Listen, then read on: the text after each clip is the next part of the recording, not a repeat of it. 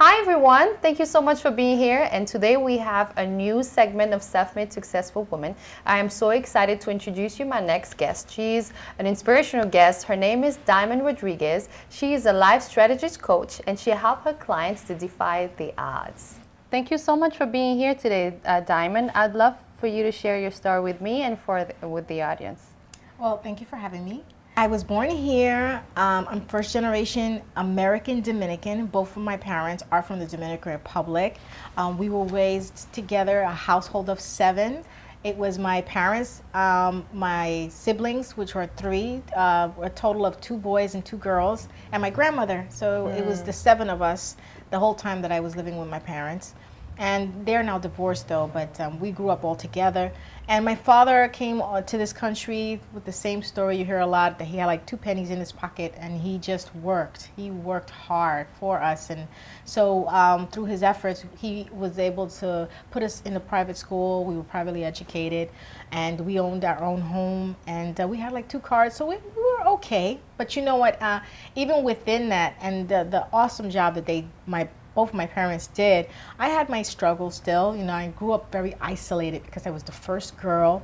And as the first girl in a Latin household, you got to keep them safe. So I wasn't really allowed to leave the house.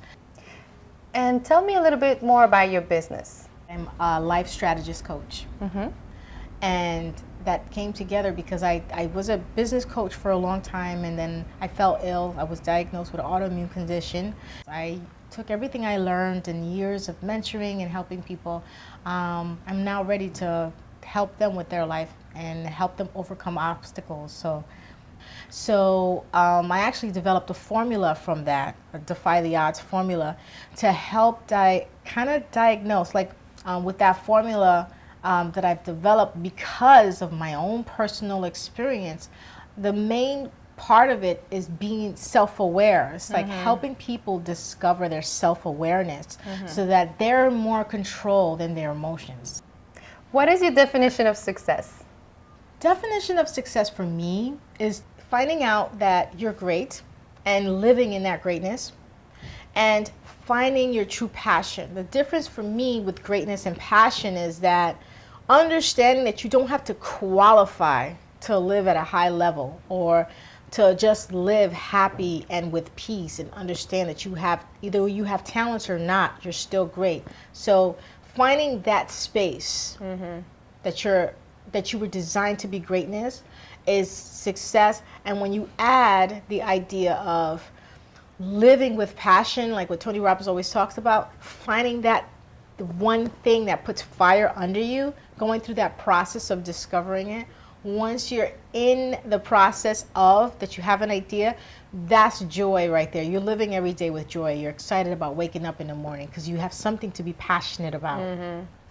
And I have to say the last thing is exposure, because a lot of times you don't really know who you are or what you want because you haven't been exposed to it. And I'm speaking from personal experience. So let me make sure I got this right.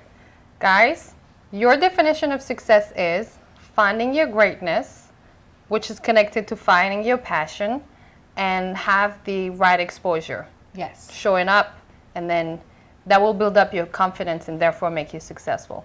Is that correct? Yes. Okay, got it. Do you have any ritual or things that you do every day that build up this success? I do have rituals. Okay. And it goes along with how I found my passion. I actually was doing it before I discovered the book Think and Grow Rich by Napoleon Hill. But when I read the book, I understand why my ritual was working. So basically what it is you put your life's passion on there, what you want out of life, the person you want to be, when, with a deadline, how much money you want to make, like everything that you want out of life, you write it down, and then you repeat it twice daily. And what I found is when I started doing this, because there was a time in my life where I just had that mental rut, like I was stuck and I was just telling myself there has to be more than this. And what happened was, as I read this daily twice, it's like it created momentum in my life. It's like instead of me feeling the heaviness of the rut, it's almost like opportunities would just open up. They were opening up everywhere. It came to me rather than me working really hard alone and seeking out what I wanted out of life. So I read it twice daily, before I got out of bed and before I went to sleep. So I did it twice. I'd have it on my phone. And then some days I would read it more than once. And even have a reminder on my phone to tell me to do that. But I have to say that's what created the momentum. And then once I had the momentum, I kept doing it to keep the momentum. Because what I discovered was the first time I did it, and I had my personal statement, and I didn't know that was working, I did it, all this momentum started happening, and then I stopped. Because I didn't know that's what was causing it. So things died down. It died down. It didn't go away, but things died down. I just didn't know what I did different. But when I read the book, I said, that's what it was. So I started it again, and I've been doing it ever since, and I have to say it works. Tell me, what was your biggest challenge and how did you overcome it? Well, I'd have to say my biggest challenge was when I was diagnosed with an autoimmune condition, and it progressed very quickly, and I ended up in a wheelchair. I was bedridden for a time and ended up in a wheelchair within the year. And during that process, I was prescribed a physical therapy. And so I did that, and they gave me hydrotherapy. And part of the therapy was I had to go to a foot clinic. So I was in the middle, this is in the early part of when I was in a wheelchair. I spoke to one of the doctors there. It was a teaching school, so it was not only me speaking to the doctor, they had students, medical students there. And I asked him, what can I do? Because I knew that I didn't want me being in a wheelchair. I didn't want to accept that as my story, because I knew I had other things in mind. Because being isolated as a child and feeling socially awkward, I wanted to like live life and do things. So I didn't want the wheelchair to be my story. So I asked him, what can I do? Sincerely, I asked him that because I was going to do whatever he said because I needed to get out of that chair. So he turned to me matter-of-factly, not mean or anything, but he said, there's nothing you can do. You're going to be deformed. So that devastated me because that's not giving me an option. That's not telling me any possible hope of how I can get out of the chair. So that became my biggest struggle in life, getting out of the chair, learning how to walk again, because I had to learn how to walk again. Being in a wheelchair for that many years, I mean, honestly, sometimes I'd have to crawl to get around if the situation didn't allow me to have the chair. And I just knew I couldn't let that be it. So getting out of that chair, I'd have to say, was my biggest challenge.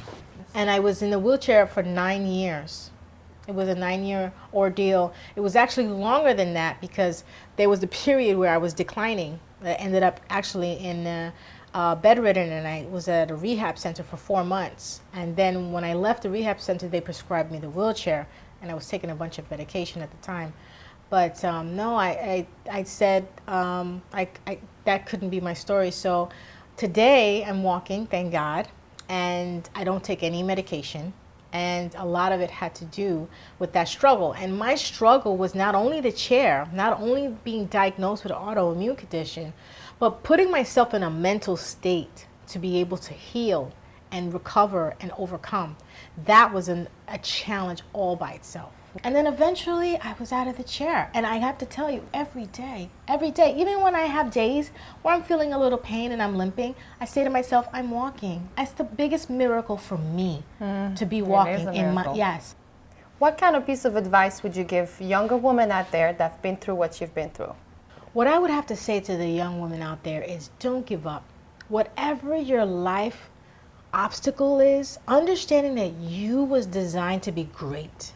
You're the only person in this world designed to be you, and that comes with greatness. If the next person can be successful in what they're doing and be happy, you can too. And it's unique to your experience in your life. So giving up removes all options. So my advice would be is don't give up, whatever the situation is, because when you don't give up, there's always going to be an option to find out how to overcome whatever obstacle that comes your way. Do you have a quote or mantra that you live by? I have a quote that I love very much by Eleanor Roosevelt, and she was making an analogy to women and tea, and she said that you never know how strong a woman is until you put them under hot water. That is true. Well, thank you so much for sharing your story. It was very inspiring. It's really a miracle. So I'm so happy that you shared this with me and with us. So once again, thank you so much for that. And like I said before, thank you for having me. If you want to know more about Diamond, please contact her at What's your website? So it's www.defytheoddswithdiamond.com. Perfect. It was a pleasure having you today, and if you have any question or comment, please come onto my website at selawaibalin.com. Until next time, have a good day.